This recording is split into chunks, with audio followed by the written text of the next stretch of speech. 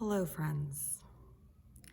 This week's Parashat is Lecha, in which Hashem instructs Avram to go forth from his native land to a place that he does not know, to a place where he is being promised to have a family and great wealth. And it's only a few verses into the Parasha that Avram winds up having to be a refugee in Egypt because of a famine, then a chapter or two later, fighting a war to rescue his cousin. And then he gets a promise, a very ambivalent promise, that his descendants will be numerous and will inherit the land, but that there will be 400 years of slavery and subjugation. A very frightening dream. And then he wakes up and has to go into the world, go into his life holding that promise. And here we are, the day after the election, November 6th, 2024, and we have woken up into the world that is promised.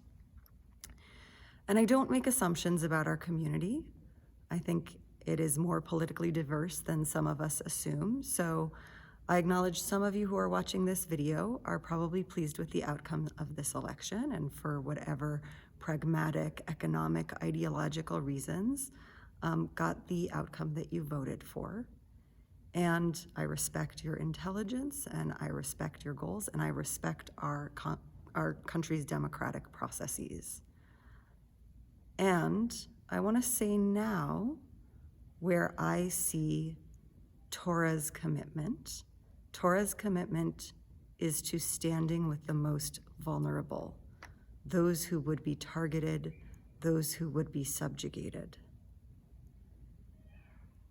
And whatever else we might think, whatever disagreements in good faith we may have about policy, the administration that has just been elected has promised over and over again to scapegoat and demonize trans people and immigrants. It has degraded women. It has degraded ethnic minorities.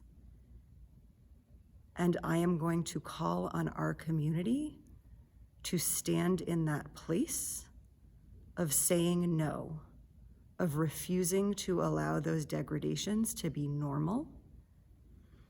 Eventually, the administration will, as it has implied before, come for Jews more explicitly. I hope I'm wrong. I wouldn't mind not being prophetic about this. But should that happen, I don't want us to be in the position of Pastor Martin Niemöller saying, we didn't say anything until they came for me.